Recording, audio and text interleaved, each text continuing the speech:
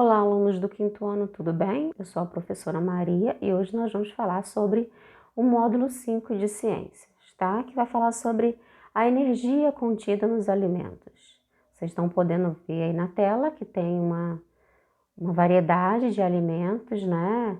Verduras, legumes, então tem uma variedade de alimentos que a gente consome diariamente, tá? Elas são primordiais para a nossa saúde.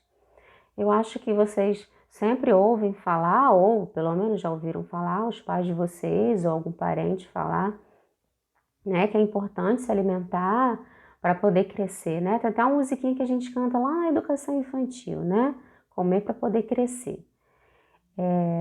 Então é primordial a gente ter uma alimentação saudável, balanceada, né? Para a gente poder ser saudável, né? E crescer realmente, né? Então eles não falaram mentira para vocês, é a mais pura verdade.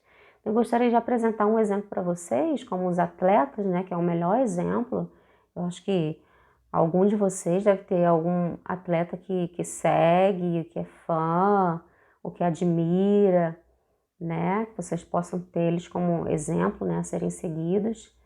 Então, esses atletas, né, de verdade mesmo, quando eles levam a profissão deles a sério, então eles ganham muita energia durante os treinos e competições, né? Então, todos esses elementos necessários para o desenvolvimento do corpo, ele vem da alimentação saudável.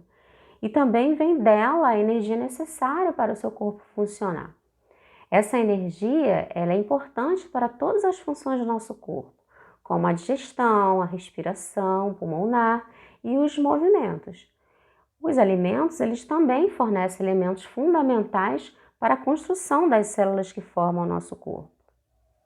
Ou seja, nós precisamos de alimentos para viver e crescer. Você precisa, né, comer para ter energia e crescer forte e saudável.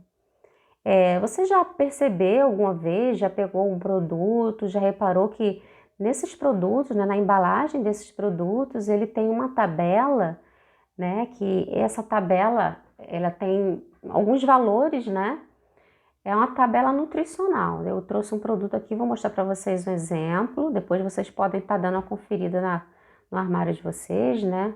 Acho que todo mundo já viu também, comprou na cantina algum biscoito que vem uma tabelinha parecida com essa aqui, ó. Vocês podem estar dando uma conferida também na casa de vocês.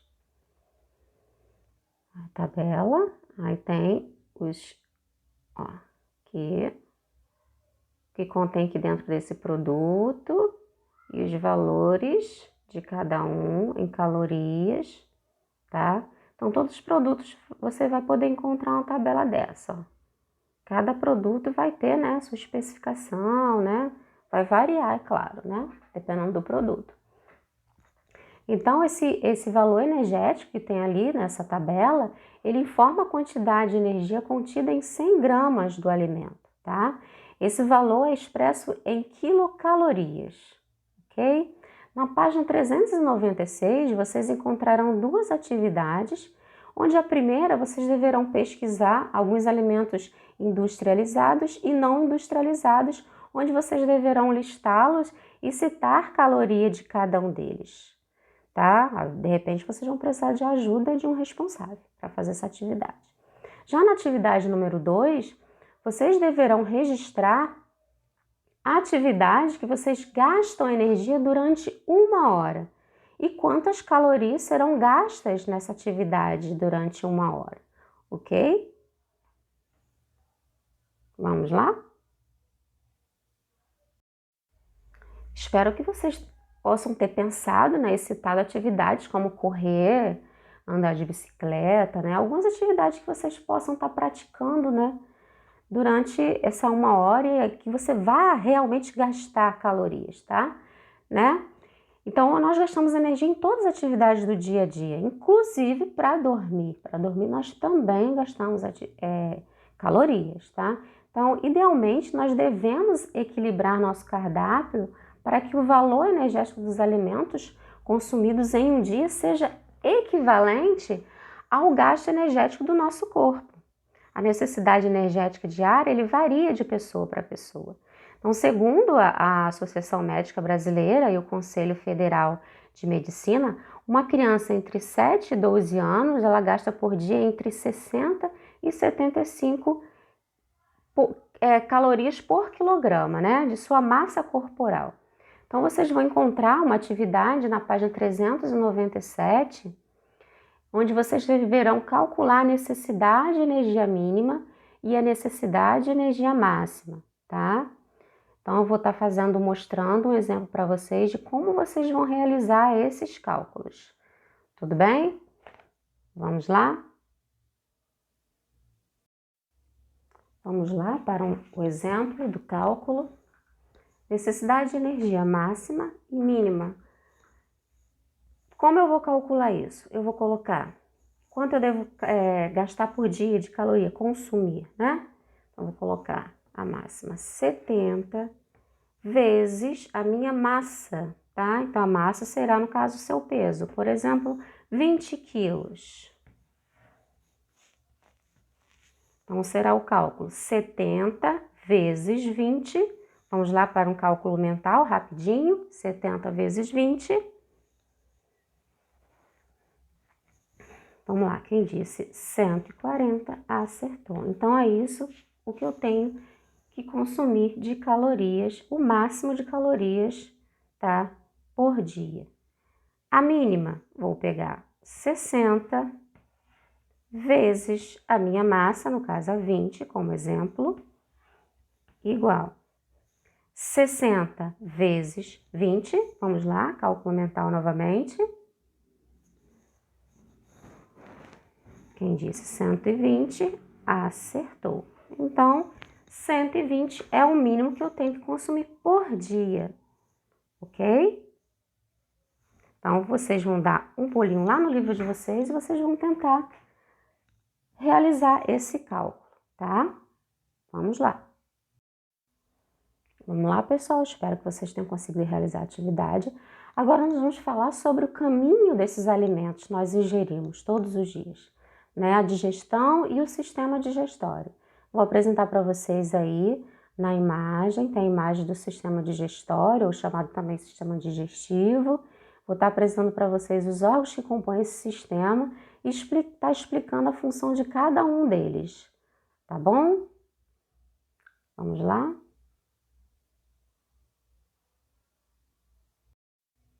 Vamos lá, gente. O sistema digestório, né, o sistema digestivo, ele é formado por um conjunto de órgãos que atuam no corpo humano. Então, todos os dias nós comemos uma grande variedade de alimentos e vamos ao banheiro, né? O alimento, após entrar em nossa boca, ele passa por diversas etapas da digestão. Nessas etapas, ele é quebrado em pequenas moléculas de forma que possam sair do intestino e entrar no sangue para serem distribuídas para as células do corpo. Vamos lá conferir agora os órgãos? O primeiro órgão lá em cima, a boca, onde mastigamos e quebramos os alimentos, onde acontece, né, essa mastigação e a quebra dos alimentos com os dentes, né, que ele realiza essa ação mecânica, triturando o alimento e diminuindo o seu tamanho. A língua, que mistura tudo com a saliva, ela nos permite sentir o gosto dos alimentos e esse gosto misturado ao odor possibilita-nos perceber esse sabor, né? Perceber os sabores de azedo, doce, salgado, tá? Vocês podem até estar fazendo, né, uma atividade em casa, uma experiência de pegar um alimento e estar fazendo a mastigação, né, experimentando de vários lados da língua que vocês vão estar sentindo esses sabores, né, diferenciados na língua. Saliva. A saliva ela é produzida pelas glândulas salivares, né? Ela umedece o alimento para facilitar a sua deglutição, ou seja, a ação de engolir o alimento. Ela contém uma enzima chamada amilase salivar, que inicia o processo de digestão do amido. Nessa etapa, as moléculas grandes do amido são quebradas em moléculas menores de glicose e maltose. O amido está presente em diversos alimentos, como nas farinhas, nos pães, macarrão e vários outros alimentos. Após essa etapa, o bolo alimentar é engolido com a ajuda da língua. O esôfago ele empurra esses alimentos que nós mastigamos para o estômago. Ao chegar no estômago, o estômago ele vai realizar a digestão mecânica, que seria a mistura e o esmagamento do bolo alimentar. E a digestão química, que é a ação das enzimas e do suco gástrico. Então, isso tudo acontece dentro do estômago, né? Ele vai realizar a digestão mecânica e a digestão química das proteínas dos alimentos. O fígado. Bem, o fígado, ele é um órgão do sistema digestório, mas ele não faz parte do tubo digestivo, tá? Ele produz bile, um líquido verde que quebra a gordura dos alimentos, facilitando a ação do suco gástrico. Depois que o alimento sai do estômago, ele vai para o intestino delgado. Lá no intestino delgado, o quimo passa para o intestino. Isso, no intestino delgado, ele é banhado por sucos digestivos, né? E aí acontece do intestino e do pâncreas e pela bile que finalizam essa digestão. Os nutrientes, então, eles são absorvidos, ou seja, eles passam para o sangue. Depois do intestino delgado, ele vai para o intestino grosso, que é o último órgão do tubo digestivo. Todo o restante que não foi absorvido é compactado e liberado por meio do ânus na forma de fezes.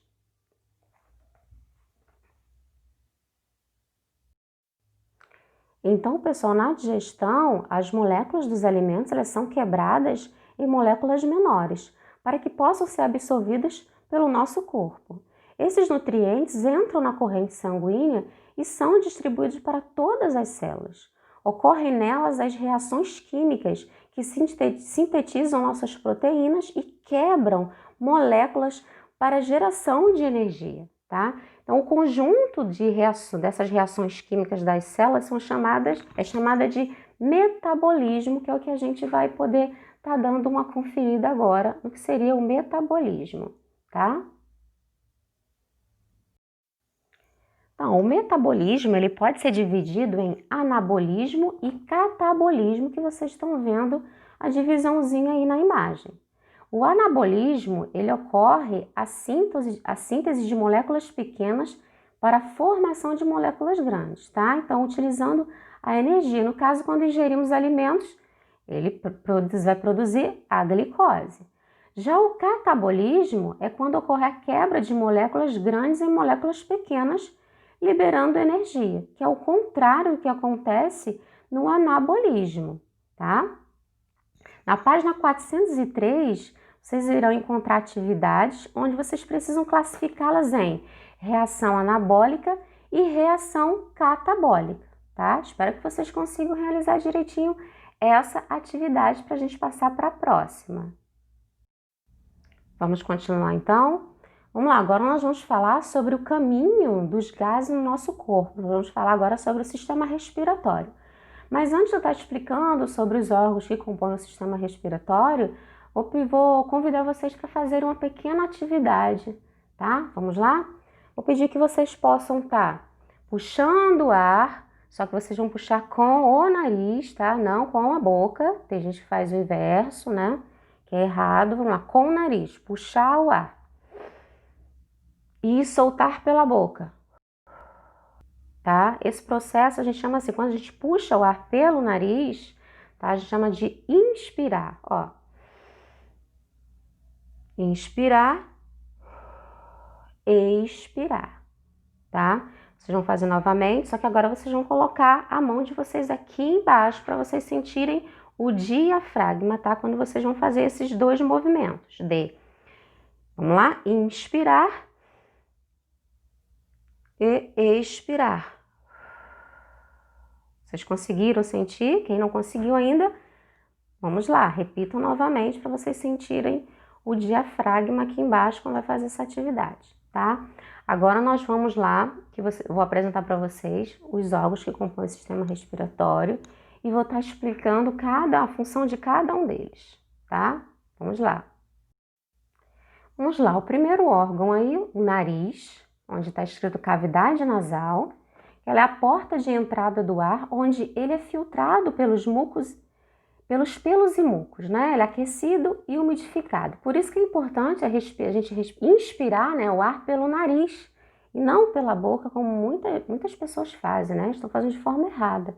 A gente tem que inspirar pelo nariz, porque esses pelinhos que contém dentro do nosso nariz, ele vai filtrar, né, as impurezas do ar, tá? Que vem do ar. Faringe é um órgão comum aos sistemas respiratório e digestório, por ela passam o ar e os alimentos. A laringe, em sua entrada está a epiglote, uma estrutura que se fecha durante a deglutição para impedir a entrada de alimentos no sistema respiratório. Na laringe, nós também encontramos as cordas vocais, onde são produzidos os sons da voz. A traqueia é o tubo formado por anéis de cartilagem unidos por fibras. Ele divide-se em 2 brônquios, um para cada pulmão. Vocês poderão encontrar uma imagem como essa na página 406. E na página 408, vocês deverão explicar sobre a relação entre os alimentos, que são nossas fontes de energia, e o sistema respiratório, com relação ao gás oxigênio, que inspiramos, e ao gás carbônico, que expiramos. Tudo bem? Então, pessoal, encerramos a aula de hoje. Espero que vocês consigam realizar todas as atividades do livro, as extras que chegarem até vocês, tá? Tudo bem? Um beijo para todos. Tchau!